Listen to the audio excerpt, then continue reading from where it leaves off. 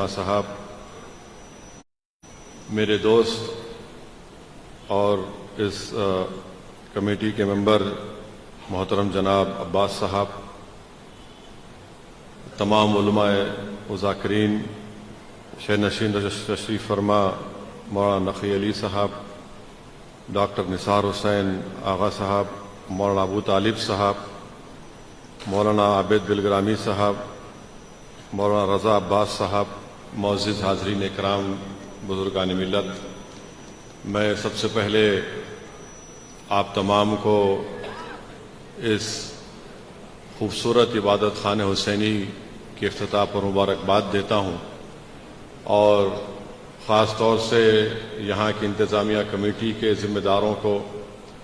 اور ہمارے کالج کے پرانے دوست جناب عباس صاحب کو کہ ان تمام نے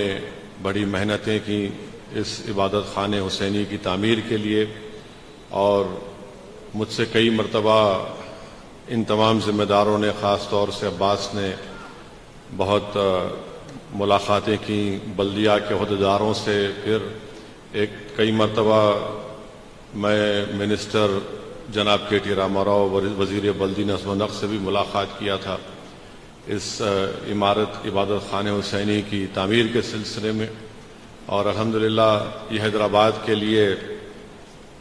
باعث فخر کی بات ہے کہ پورے ملک میں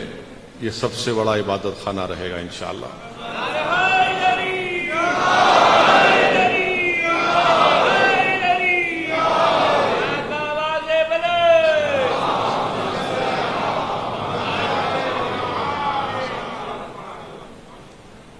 تو میں امید کرتا ہوں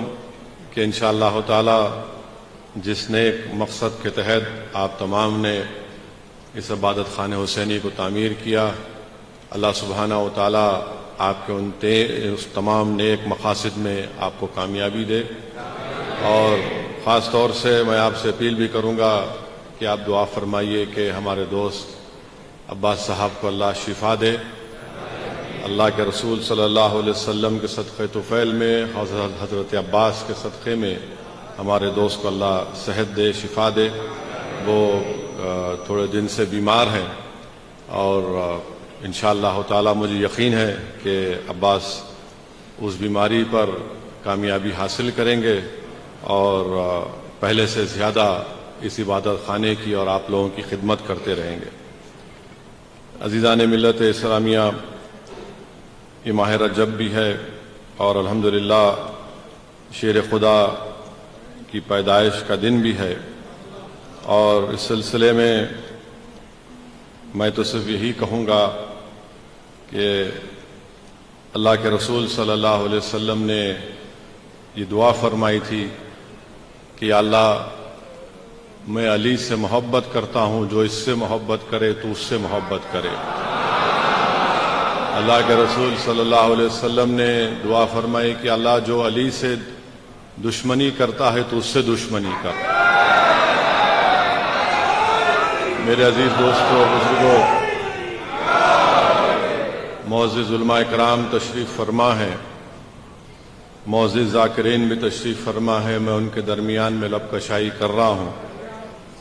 حدیث شریف میں آیا کہ اللہ کے رسول صلی اللہ علیہ وسلم نے ارشاد فرمایا کہ میں علم کا شہر ہوں اور علی اس کا دروازہ ہے۔ تو شیر خدا علی مرتضیٰ نے یہ ارشاد فرمایا کہ بسم اللہ کی بے کے بعد شیر خدا نے فرمایا کہ وہاں سے میرا مقام شروع ہوتا ہے۔ پھر وہیں پر شیر خدا نے یہ بھی فرمایا کہ اگر میں سورہ فاتحہ کی تفسیر کروں تو 70 اونٹ بھی اس تفسیر کا وزن نہیں اٹھا سکتے۔ میرے عزیز دوستوں اور بزرگوں، مجھے یقین ہے کہ انشاءاللہ تعالی اس عبادت خانہ حسینی سے جہاں پر شیر خدا علی مرتضیٰ کا ذکر بھی ہوگا، جہاں پر امام حسین اور کربلا والوں کا ذکر ہوگا، جہاں پر خاتون جنت کا ذکر ہوگا، جہاں پر اہل بیت کا ذکر ہوگا، جہاں پر امام زین العابدین کا ذکر ہوگا، جہاں پر امام باقر کا ذکر ہوگا، جہاں پر جعفر صادق کا ذکر ہوگا،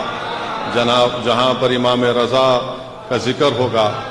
اس بات کو یاد رکھیے کہ ہم سب ایک ہیں اور اس شہر میں ہم اپنے اتحاد کو اور مضبوط کرتے رہیں گے۔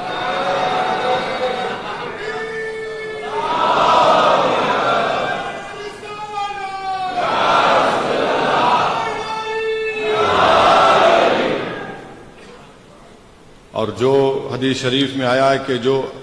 مومن ہے وہی علی سے محبت کرتا اور منافق علی سے نفرت کرتا ہے، تو مومن اور منافق کی پہچان ہمارے سامنے ہے۔ وہیں پر اہل بیت کے سلسلے میں رسول اللہ صلی اللہ علیہ وسلم نے ارشاد فرمایا کہ میری آل کشتی نوح کی طرح ہے،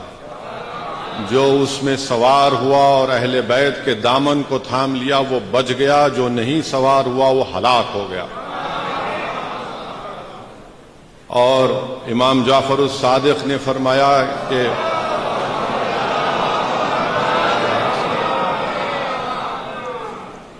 قرآن شریف کی اس آیات کے بارے میں آپ نے فرمایا جس میں اللہ نے فرمایا کہ اللہ کی رسی کو مضبوطی سے تھام لو، امام جعفر الصادق نے فرمایا کہ وہ رسی کو مضبوط تھامنے کا مطلب یہ ہے کہ اہل بیت کے دامن کو تھام لو۔ تو میرے عزیز دوستوں اور بزرگوں، آپ تمام کو بہت بہت مبارکباد، اور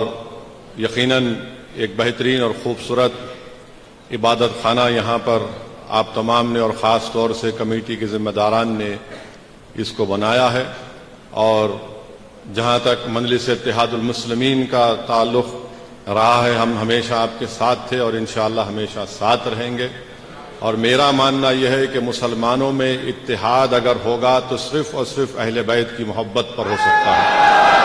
اور